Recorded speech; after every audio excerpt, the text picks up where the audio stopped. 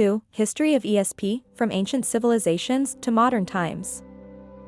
Let's start this episode talking about ESP in Ancient Civilisations. In the heart of past civilizations, well before modern science attempted to decipher unexplained phenomena, extrasensory perceptions were seen as secrets of the universe, divine gifts, or unfathomable mysteries. These phenomena, experienced and interpreted in different ways, have often become the foundation of the cultures and spiritualities of many societies.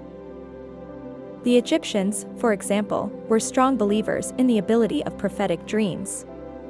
Pharaohs and their advisors held dreams in high esteem as direct messages from the gods or as omens of the future. Papyrus, ancient texts, and hieroglyphics tell of dreamlike visions that guided crucial decisions, from building monuments to strategy in warfare. The Sumerians, one of the oldest known civilizations, also had a deep respect for extrasensory abilities. It is thought that they used primitive forms of telepathy and clairvoyance in their religious ceremonies and rituals. Similarly, in indigenous cultures of the Americas, dreams and visions were considered conduits for communicating with the spirit world. In India, ancient Vedic scriptures contain references to siddhis, supernatural powers that could be acquired through meditation and spiritual practice. These powers included the ability to see far, hear distant sounds, and know the future. Ancient China is no exception. The famous I Ching, the Book of Changes, is a testament to the Chinese belief in man's ability to perceive and interpret the unseen forces of the universe. Reading coins and sticks as a means of accessing universal wisdom is an example of their view of ESP as a key to understanding the world. These ancient cultures, with their diverse interpretations and practices, share a deep reverence for the unknown. This was a reality where the ordinary and the extraordinary were intertwined, and where the individual had the ability to connect with energies and information beyond everyday understanding. But in the midst of this acceptance and reverence, there were also those who served as a bridge between the mere mortal and the unknown. They were the oracles, the priests, the priestesses, and the seers. These mediators had a special and sacred role within their societies, being regarded as guardians of divine and mysterious knowledge. As we delve deeper into the past, it is crucial to understand not only how ESP lived, but also who were the guardians of these secrets and how their visions have shaped civilizations. In the next section, we will focus on these mediators of the unknown, oracles and priests, and how their perceptions and interpretations have influenced and guided entire civilizations. From Delphi to pre-Columbian America, let us prepare to unravel the riddles of those who spoke in the name of the gods. Oracles and priests, mediators of the unknown. In many ancient civilizations, there was a fine line between the physical and spiritual worlds, and what separated these two worlds were often specialized figures who acted as intermediaries. These individuals were believed to have particular abilities, often acquired through secret initiations, meditative practices, or through a divine gift. In Delphi, in ancient Greece, the oracle was one of the most famous and respected. People from all over the ancient world traveled to this sacred place to consult the Pythia, a priestess who entered a trance state and spoke prophecies. It was believed that it was the god Apollo's own voice that spoke through her. So respected was his ability to tap into a superior source of knowledge that his words could change the course of wars, influence the decisions of kings, and inspire the birth of new cities. In ancient Mesopotamian cultures, priests and priestesses were considered direct communicators with the gods. Through rituals and sacrifices, they invoked divine visions and messages to guide their societies. These sacred moments were accompanied by singing, dancing, and sometimes the use of mind-altering substances, facilitating access to altered states of consciousness. In the pre-Columbian Americas, Maya priests served as mediators between the world of men and that of the gods. Through complex rituals and astronomical observations, they foretold future events, interpreted signs, and offered advice on ways to appease the gods or ensure a bountiful harvest. Their perception of ESP was closely tied to the movement of the stars and the passing of the seasons. Even in Africa, the figure of the shaman was fundamental in tribal societies. Through ecstatic dances, these mediators came into contact with ancestral spirits, receiving messages and visions. Their ability to see beyond the veil of everyday reality made them essential in resolving conflict, healing disease, and spiritually guiding their communities. But despite their prominence and respect, life for these brokers wasn't always easy.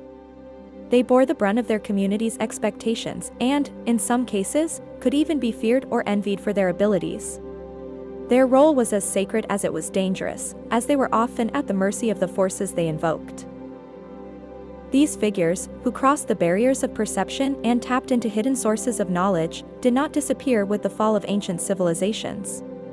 Indeed, their traditions and practices evolved and found new forms in the Middle Ages, an era in which mysticism and extrasensory perception took a different turn, influencing the spirituality and philosophy of an entire era. But, as we shall see in the next paragraph, the acceptance of such abilities was not a given, and the line between holiness and heresy was thin, leading to new challenges and new understandings of the unseen world. We then observe the Middle Ages and mystical perceptions. The Middle Ages, often described as an era of obscurantism, actually hide a deep spirituality and a continuous search for divine understanding. This was a time when religion dominated daily life and the church had immense power. But beyond ecclesiastical orthodoxy, there existed a world of profound mysticism, where gifted individuals sought to connect directly with the divine through visions, prayers, and ascetic practices. Saints such as Saint Teresa of Avila and Saint John of the Cross, to name but a few examples, have described intense mystical experiences. These experiences, often characterized by divine visions and revelations, were lived as true unions with God. For these figures, mysticism was not an escape from reality, but a way to penetrate more deeply into the ultimate truth of existence. But not everyone saw these experiences with favorable eyes. The Church, concerned about potential heresies and heterodox interpretations of the faith, often scrutinized with suspicion those who claimed to have direct relationships with the divine. This is why many mystics have chosen to live in seclusion, away from the spotlight of society and ecclesiastical authority. Some retired to monasteries and convents, while others lived as hermits in isolated places. One of the fundamental concepts of medieval mysticism was the idea of the annihilation of the self, a total abandonment of the ego to merge with the divinity. Through practices such as meditation, flagellation, and extreme fasting, these mystics sought to purify themselves and draw closer to God. This quest for divine union can be seen as a form of ESP, as it involved a perception and knowledge that went beyond the normal limits of human experience. In addition to Christian mystics, other religious traditions present in Europe, such as Judaism and Islam, also had their mysticisms. Kabbalah, a form of Jewish mysticism, and Sufism, an Islamic mystical tradition, were both widespread and also sought a deep connection with the divine. However, as the Middle Ages moved towards its conclusion, the general mood in Europe began to change. The Renaissance of learning, fueled by a rediscovery of classic texts and new methods of inquiry, would soon lead to a revolution in the way we see and understand the world. Extrasensory perception, mystical experiences, and the connection with the divine, while they did not disappear, would find new contexts and interpretations in the following period, the Renaissance. This new era, with its emphasis on individualism, science, and art, would provide new perspectives on the nature of ESP and its relationship to human knowledge. But, as we shall see, this period too would have its challenges and controversies regarding the boundaries between the natural and the supernatural. ESP in the Renaissance.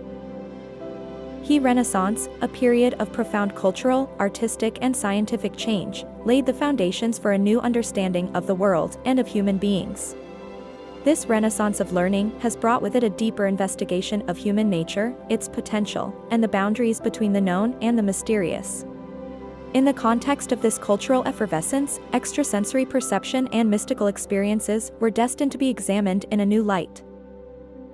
Renaissance humanists, returning to the classical texts of Greece and Rome, rediscovered ancient notions of magic, alchemy, and astrology. These concepts, often intertwined with early scientific explorations, were seen as ways to access higher knowledge.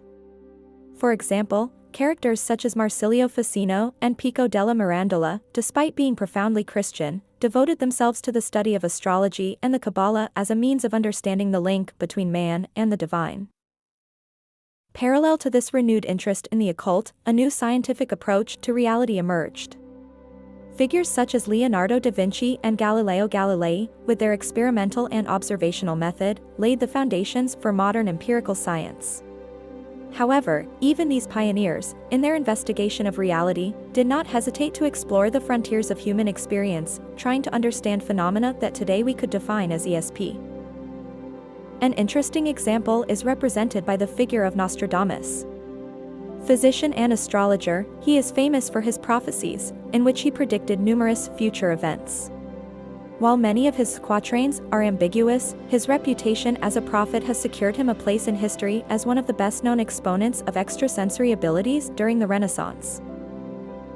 However, while the Renaissance celebrated the individual and his ability to understand and manipulate the world, it was not without conflict.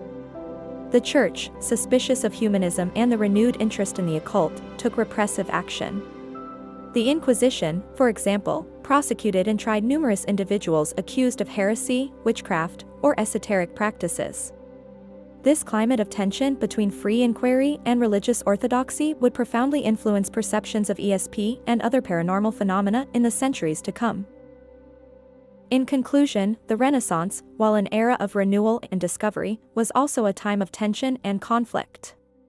Extrasensory perception, along with other forms of esoteric knowledge, was fervently explored but also viewed with suspicion. The tension between science and faith, rationality and mystery, would become even more accentuated with the advent of the Enlightenment and, subsequently, with the scientific revolutions of the 19th century. As we will see in the next segment, the 19th century would bring with it new challenges and opportunities for understanding ESP, especially with the emergence of the spiritualist movement and the popularity of Seance. The birth of modern parapsychology.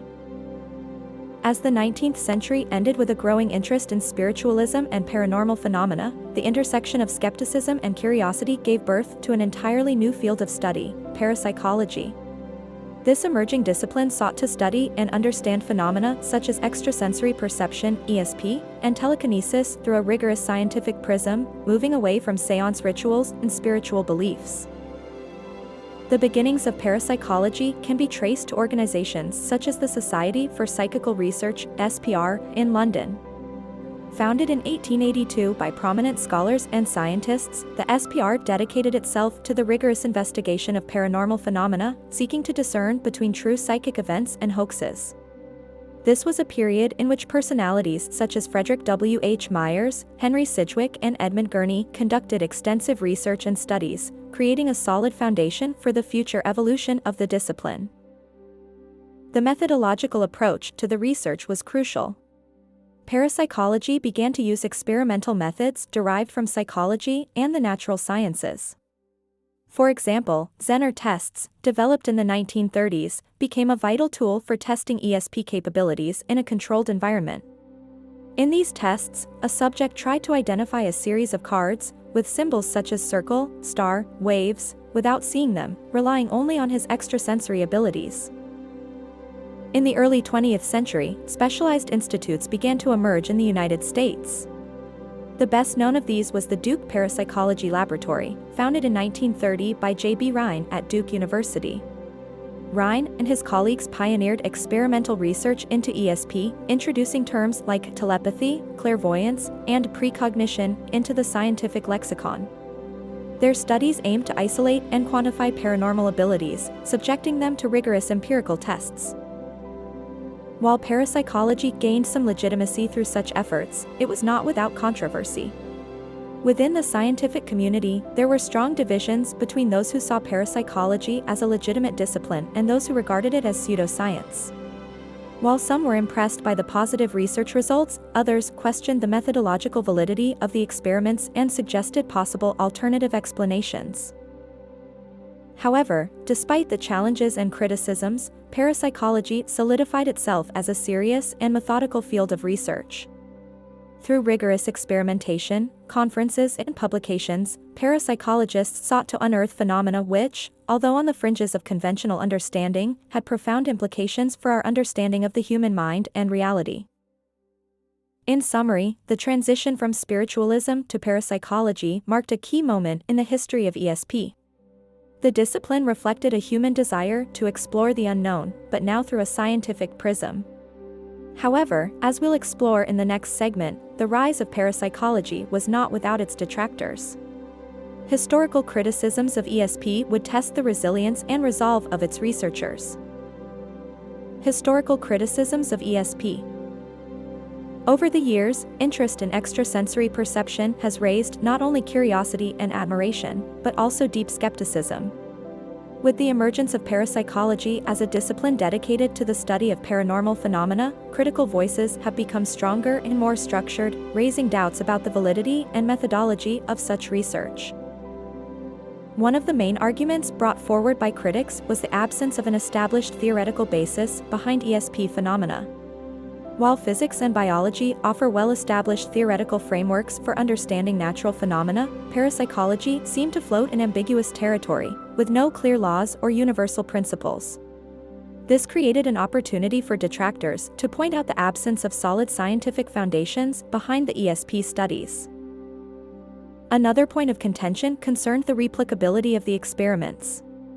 Science is based on the idea that experiments should produce consistent results regardless of the conditions or the researchers. However, many studies in parapsychology have shown variable results, with some subjects exhibiting ESP abilities in one context but not in another. For example, tests with Zener's cards, while showing promising results in some cases, did not always produce consistent confirmations. In addition to methodological concerns, there were also ethical concerns. Some critics pointed out that, in the desire to demonstrate the existence of paranormal phenomena, some researchers could be led to manipulate the results or overlook inconsistencies in the data. These fears were amplified by cases of alleged fraud or manipulation, which, despite being in the minority, cast shadows of suspicion on the whole field. This skepticism was not limited only to the scientific community. Society as a whole was wary of these studies. The image of mediums sitting around a dimly lit table, summoning spirits, persisted in the minds of many, making it difficult for the public to distinguish between seances and rigorous scientific research.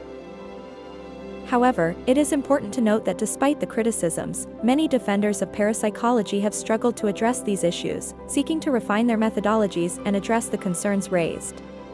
They stressed that, in any emerging field, there are inevitably challenges and hurdles to overcome. For them, the criticisms were not a reason for discouragement, but rather stimuli to improve and further deepen their research. In summary, as parapsychology sought to establish itself as a legitimate discipline, it faced both internal and external challenges. The shadow of skepticism would continue to follow the ESP field well into the 20th century, a time when science would test reality and the limits of extrasensory perception in ways never before seen. And as we'll see in the next segment, the confrontation between extrasensory perception and scientific methodology would lead to surprising discoveries and new dilemmas. The 20th century, ESP tested by science. The 20th century represented a turning point for parapsychology and extrasensory perception. At a time when science had become the primary tool for probing and understanding the universe, the ESP phenomenon could not go unnoticed. The growing question was, could science, with its rigorous methodologies and standards, validate or disprove ESP? One of the initial efforts in this direction was the creation of the Parapsychology Laboratory at Duke University, led by J.B. Rhine in the 1930s. Rhine and his team took an experimental approach, using Zener cards, 5 sets of repeating symbols, to test subjects' ability to predict or identify a symbol without the use of the traditional 5 senses. Although the results were variable, some subjects showed significantly better accuracy than chance. These pioneering studies laid the groundwork for further research in the parapsychological field. Dear viewers, if you have let yourself be fascinated by the extraordinary reality of ESP and want to continue this extraordinary journey, then you cannot miss the next episode. Subscribe to our channel to always be updated on new content dedicated to the exploration of extrasensory perception.